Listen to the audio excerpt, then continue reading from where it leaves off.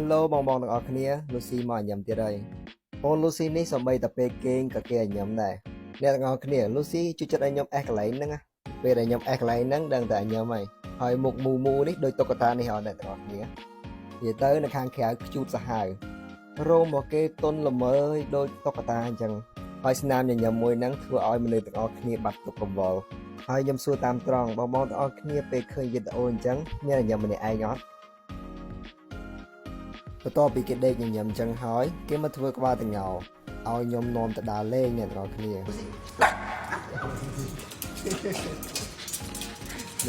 ្យតែពេលឃើញខ្ញុំកាន់អាខ្សែហ្នឹងដឹងតែគេជ្រោចេញមកខាងក្រៅហើយពីព្រោះគេដឹងថា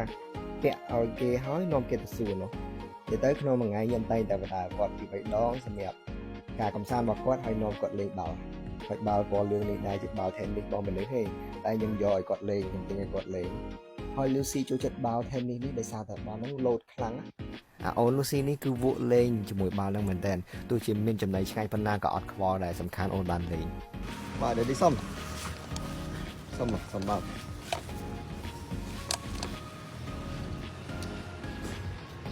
លេងបាល់ឆ្លៀតនោមទៀតនោមវិញហើយអ្នកទាំងអស់គ្នាជឿអត់ថា Lucy ចេះហោះចាំមើលគេហោះឲ្យមើល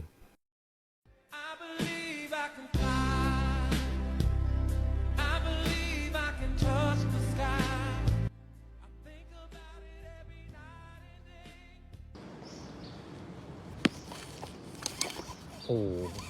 ចាប់បានលុយមែន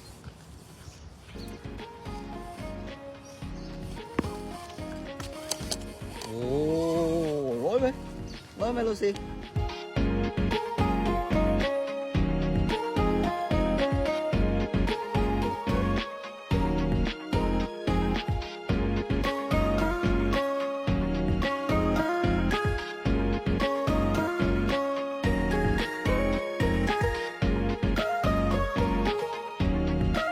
Lucy នេះគ្រាន់តែបានលេងបាល់មួយខ្ញុំប៉ុណ្ណឹងជាក្តីសុខធំបំផុតរបស់គេហើយ Lucy អត់ត្រូវការលុយកាក់មាសពេជ្រឬក៏ឡានទំនើបអីទេអីដែលគេត្រូវការពិតប្រាកដគឺក្តីស្រឡាញ់ហើយ Lucy នេះគាត់សំណាងមែនតែនមិនមែនបានក្តីស្រឡាញ់តែពីខ្ញុំម្នាក់ឯណាមានបងជាច្រើនទាំងនៅខេត្តនិងនៅភ្នំពេញយើងហ្នឹងមកលេង Lucy ហើយនឹងកូនទាំងអស់នៅក្នុង Doggo Cafe របស់ពួកយើងអរគុណបងទាំងអស់គ្នាមែនតែនដែលស្រឡាញ់ចូលចិត្ត Lucy និងកូនរបស់ពួកយើងអ្នកខ្លះខំមកពីឆ្ងាយទៀត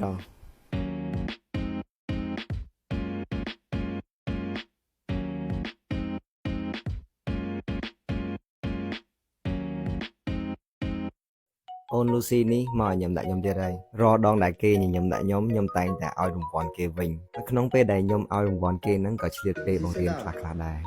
អូខេ Lucy ចាប់ដៃមួយទៀតណែឆ្លាត Lucy ឆ្លាត Lucy wait no wait Lucy wait no wait no wait Lucy wait okay này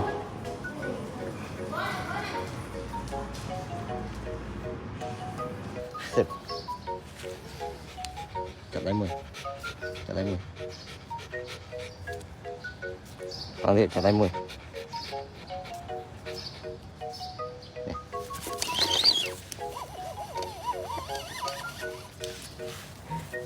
chưa chết cái đất vài sao không mất sao không nên không mai thầy chơi sao không cơ bỏ tiền sao không tiết sao không phải nhầm nhở nhanh nhở ấy sao không phục trên thì cũng sao không tiết sao không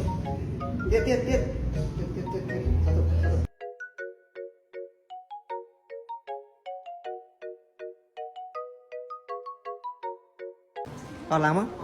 nè láng cút ấy láng á mình cút đây tôi trong cà phê à vào cô trong cà phê à bảo ប៉ោនេះចូលចិត្តឲ្យខ្ញុំមើលថែគេណា រដងដែលខ្ញុំហៅគេងូតទឹករត់ចូលបន្ទប់ទឹកដោយខ្លួនឯងអត់ចាំបាច់បខំទេមុនពេលងូតទឹកខ្ញុំតែងតែលាយសាប៊ូរួចជាស្រេចខ្ញុំលាយសាប៊ូក្លុកជាមួយទឹកមុនអញ្ចឹងគឺងាយស្រួលត្រង់ថាវាមានពពុះច្រើនជាងមុនហើយនឹងចំណាយសាប៊ូអត់តិចដែលមុនដំបូងយើងត្រូវតែបាញ់ទឹកនៅលើខ្លួនគេហ្នឹងឲ្យសើមជោគជាំល្អបន្ទាប់ពីហ្នឹងគឺយើងប្រើសាប៊ូដែលយើងលាយឲ្យមុនហ្នឹងបន្ទាប់ពីយើងកក់ឲ្យគេពេញខ្លួនអញ្ចឹងយើងត្រូវប្រអាប់ចោលប្រហែលជា3នាទីធ្វើបែបហ្នឹងទៅកាត់ក្លិនបានល្អបន្ទាប់ពីហ្នឹងគឺយើងត្រូវលាងសាប៊ូចេញឲ្យអស់ពីខ្លួនគេខ្ញុំប្រើវិធីនេះកុំឲ្យគាត់លឺសំឡេងទឹកអ្នកទាំងអស់គ្នាខ្ញុំប្រាប់រឿងមួយអ្នកទាំងអស់គ្នាអាចប្រើអាទឹកហ្នឹងដាក់ផ្ទាល់ជាមួយស្បែកគេអញ្ចឹងធ្វើអញ្ចឹងអត់សូវលឺសំឡេងកូនឆ្កែខ្លះគាត់ខ្លាចសំឡេងទឹកអញ្ចឹងអ្នកទាំងអស់គ្នាអាចសាកឡូមើលបានណាតពីងូតទឹកហើយប៉ប៉ោដឹងថាត្រូវធ្វើមិនទៀតណាលើមកលើតោចាំនិយាយជួយលើកបាទអញ្ចឹងបន្ទាប់ពីងូតទឹកហើយគឺយើងត្រូវផ្លុំរោមឲ្យគេហើយអរគ្នាដែលចាំពូជ Bulldog ឬក៏ប្រភេទឆ្កែធំប្រកាសជាដឹងហើយថាពួកគេងាយនឹងចេញក្លិនមែនទែនខ្ញុំសូមណែនាំសាប៊ូមួយប្រភេទដែលខ្ញុំប្រើជាមួយកូនខ្ញុំទាំងអស់គ្នាហ្នឹងសាប៊ូនេះកាត់ក្លិនបានល្អLucy ក៏ខ្ញុំប្រើសាប៊ូនេះឲ្យគេដែរកាលពីមុនមានដបធំនេះដល់ពេលអញ្ចឹងឥឡូវបងគាត់ចង់សាអញ្ចឹងក៏ខ្ញុំលែកមកជាដបទូចកន្លះលីត្រនេះវិញជើបងចង់តាក់តងសួរតម្លៃអាចឆាតមកពួកយើងបានណាសូមបញ្ជាក់សាប៊ូនេះអាចប្រើទៅលើគ្រប់ពូជហ្មងពូជអីក៏ប្រើត្រូវដែរឲ្យតែគាត់រៀងធំក្លិនប្រើសាប៊ូនេះគឺកាត់ក្លិនបានមែន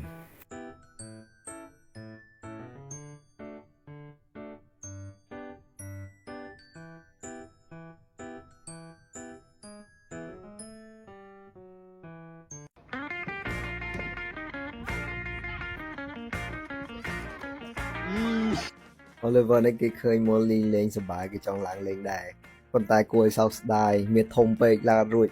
បើ Molly នេះវិញខ្លួនស្រាលហក់លោតបានគ្រប់ពេលហ្មងអូននៅខាងក្រោមនេះគេឃើញ Molly លេងសប្បាយគេចង់លេងខ្លាំងណាស់គេលោតកឈិងកឈងចង់ឡើងលើនឹងដែរតែឡើងមិនរួចព្រោះណាស់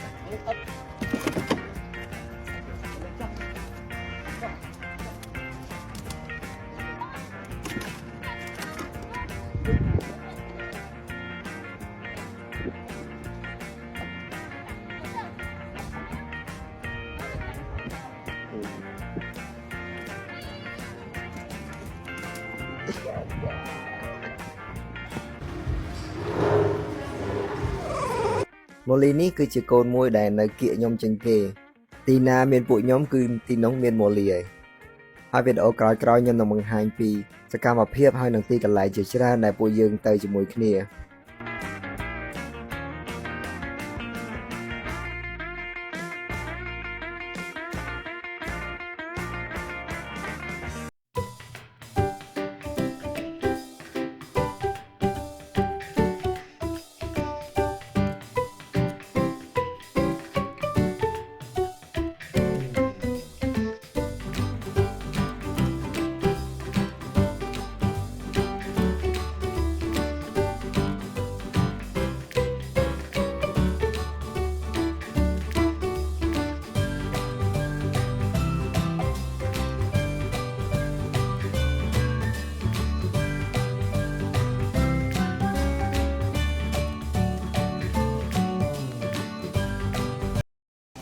សាធុហើយញ៉ាំទៀតឡស្ទីមណោះសាធុទៀត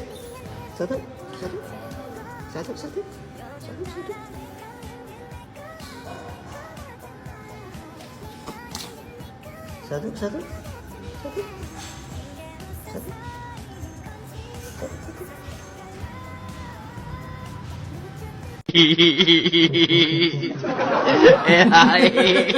Ella va bien. Gila.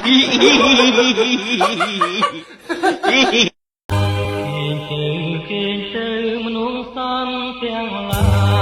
យចិត្តឆ្ងាយជាទីស្នេហាសូមគេឲ្យបានត្រង់អាត្មាក្នុងគ្រាកងអ្នកទាំងអស់គ្នាថ្ងៃនេះគឺជាថ្ងៃ World Stray Animal Day ប្រែជាខ្មែរគឺទិវាសត្វអនាថាហើយនៅ Doggo Cafe របស់ពួកយើងគឺមាន donation box មួយបានន័យថាប្រអប់បរិច្ចាគមួយសម្រាប់ជួយទៅកូនអនាថាពួកយើងដាក់នៅលើ counter អញ្ចឹងមកបើអ្នកទាំងអស់គ្នាចង់ជួយសត្វអនាថាអាចយកមកដាក់ក្នុងនេះបានណាជាទូទៅយើងតែងតែយកលុយហ្នឹងទៅទិញចំណីសម្រាប់ឆ្កែអនាថានៅមណ្ឌល និយាយដល់សារណាថាខ្ញុំសូមណែនាំម៉ូឡូនេះជាកូនរបស់ខ្ញុំឥឡូវនេះហើយពួកខ្ញុំរើសគាត់មកពីកន្លែងផ្ញើឡានមកកន្លែងនៅកម្ម City យើងហ្នឹងហើយនេះគឺជាសភាពដែលពួកយើងយកគាត់មកដំបូងឃើញថាខ្សែភ្នែកគាត់ភ័យខ្លាចបារម្ភនិយាយទៅមានគ្រប់យ៉ាងតែពួកយើងព្យាយាមមើលថែគាត់ផ្ដល់ភាពកក់ក្ដៅឲ្យគាត់រហូតដល់គាត់សប្បាយចិត្តឡើងវិញហើយពួកយើងចាប់គាត់ងូតទឹកយើងដាក់ថ្នាំចាយឲ្យគាត់យើងដាក់វ៉ាក់សាំងឲ្យគាត់និយាយទៅចាប់ទៅគាត់ដូចជាកូនមួយនៅក្នុងហាងអញ្ចឹងកន្លងផុតច្រើនខែដែរល្មមតគាត់ចោះសម្រងជាមួយកូននៅដល់កូកាហ្វេរបស់ពួកយើងមើលថែគាត់តាំងពីនៅលើខ្លួនសត្វចៃហើយទៅស្គមស្គាំងបាក់មើលមែនតើហូតដល់គាត់សុខភាពល្អឡើងវិញមិនធំតែប៉ុណ្្នឹងណាមកស្រឡាញ់ម៉ូលីនេះទៀតម៉ូលីនេះជាកូនសំណប់របស់ខ្ញុំហ្មងនិយាយទៅមកបានតែ2ខែញ៉ែម៉ូលីបាទធ្វើឲ្យម៉ូលីពោះធំតតែបានហើយមានកូន6 3ដូចម៉ូលី3ដូចម៉ូឡូតែពួកយើងទុកតែ2នេះទេ2នេះកើតមកមួយដូចម៉ាក់គេបេបិតមួយដូចប៉ាគេបេបិតអូននេះឈ្មោះអ៊ីនូអូនពណ៌សនេះគឺឈ្មោះ Snoopy អូខេអញ្ចឹងអ្នកទាំងអស់គ្នាមកមើលម៉ូឡូនៅពេលនេះគាត់សប្បាយចិត្តហើយញ៉ាំឡើងធាត់ទៀតសំខាន់គាត់ទទួលបានផ្ទះមួយដ៏កក់ក្ដៅសម្រាប់គាត់ហើយខ្ញុំតែងតែមើលថែគាត់អត់ព្រឹកហៅគាត់ទេគឺទុកគាត់ដូចកូនអញ្ចឹងម៉ូឡូនេះបានមកនៅហាងហើយជា2ឆ្នាំជាងជិត3ឆ្នាំហើយរយៈពេល 2-3 ឆ្នាំហ្នឹងគឺគាត់ទទួលបានភាពកក់ក្ដៅដូចដែលខ្ញុំផ្ដល់ឲ្យកូនដទៃអញ្ចឹងអ្នកទាំងអស់គ្នាមើលតែសាច់ដឹងហើយឡើងមូលឥឡូវអ្នកទាំងអស់គ្នាបើសិនជាមានគម្រោងចង់ចិញ្ចឹមឆ្កែអ្នកទាំងអស់គ្នាអាចចិញ្ចឹមឆ្កែណាថាបានគឺជាបនធំមួយហ្មងហើយអ្នកទាំងអស់គ្នាអាចស្វែងរកបាននៅមណ្ឌលម៉ូឡូនេះកាលពីមុនគ្រាន់តែជាឆ្កែដែលគេបោះចោលមួយហើយពួកយើងបានជួបម៉ូឡូយកម៉ូឡូមកចិញ្ចឹមមានប្រពន្ធស្អាតមានមិត្តភ័ក្តិច្រើនហើយកូនគាត់ធំអស់ហើយឥឡូវហើយគាត់មានគ្រួសារមួយដ៏កក់ក្ដៅសួស្តីអ្នកទាំងអស់គ្នាថ្ងៃនេះសូមមកនិយាយពីវិធានបទមួយគឺសាច់ពិសេសខ្ញុំជឿថាអ្នកទាំងអស់គ្នាប្រហែលជាយល់ហើយអីដែល surprise គឺ Google ក៏ដាក់អញ្ចឹងដែរខ្ញុំសាក់ឆែកថាសាច់ពិសេសអញ្ចឹងណាអ្នកទាំងអស់គ្នាអូសមើលអញ្ចឹងសុទ្ធតែជារូបភាពដែលមិនគួរឲ្យចង់ឃើញ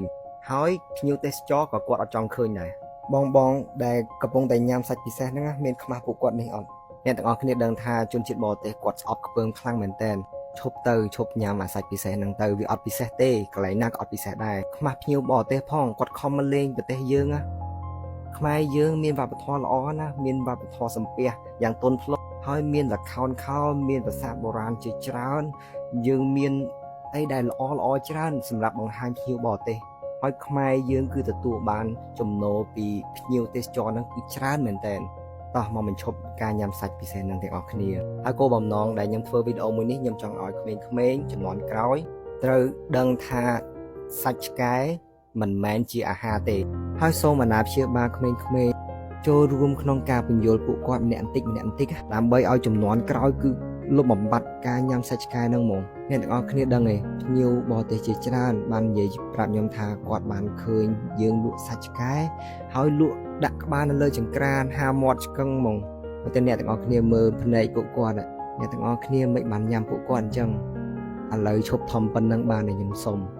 សម័យនេះហើយអាហារអីក៏មានដែរសាច់អីក៏មានលក់ដែរនៅទីផ្សារហើយក៏មិនថ្លៃណាស់ណាដែរអ្នកទាំងអស់គ្នាខ្ញុំអត់អូសទាញឲ្យអ្នកទាំងអស់គ្នាមកស្រឡាញ់ពួកគាត់ទេប៉ុន្តែកុំញ៉ាំពួកគាត់អីពីព្រោះភ្ញៀវបរទេសដែលគាត់មកលេងខ្មែរគាត់ឃើញយើងញ៉ាំសាច់ឆ្កែគាត់នឹងប្រាប់បងប្អូនគាត់ឬក៏មិត្តភ័ក្តិគាត់ថាស្រុកខ្មែរញ៉ាំសាច់ឆ្កែហើយអ្នកដែលស្រឡាញ់ឆ្កែគេអត់មកលេងប្រទេសខ្មែរទេគេឮតែប៉ុណ្្នឹងគេអត់មកហ្មងប៉ុន្តែខ្ញុំក៏ឃើញភាពវិជ្ជមាននៅក្នុងចំនួននេះដែរឃើញបងប្អូនជាច្រើនអត់ញ៉ាំសាច់ឆ្កែទេស្រឡាញ់ពួកគាត់ដូចកូនចឹងហើយពួកគាត់ក៏ស្អប់ខ្ពើមការញ៉ាំសាច់ឆ្កែចឹងដែរតោះឥឡូវពួកយើងចាប់ផ្ដើមពីពេលនេះទៅបងអ្នកស្រឡាញ់សត្វចូលរួមនិយាយដើម្បីលុបបំបាត់ការញ៉ាំសាច់ឆ្កែទាំងអស់គ្នាខ្ញុំជឿថាការនិយាយពីប្រធានបទនឹងដដែលនឹងធ្វើឲ្យការញ៉ាំសាច់ឆ្កែនឹងបានលុបបំបាត់ហើយសម្រាប់ខ្ញុំផ្ទាល់ខ្ញុំនឹងខំប្រឹងធ្វើ content តាក់ទងជាមួយការញ៉ាំសាច់ឆ្កែនឹងឲ្យបានច្រើនដើម្បីបញ្ឈប់ការញ៉ាំសាច់ឆ្កែនៅក្នុងប្រទេសកម្ពុជាតែខ្ញុំសនំពរកុំជេរគ្នានៅក្នុង comment ហើយកុំឆ្លោះគ្នាយើងនិយាយបញ្យល់គ្នាទៅវិញទៅមកពីព្រោះយើងជាខ្មែរដូចគ្នាទេអរគុណ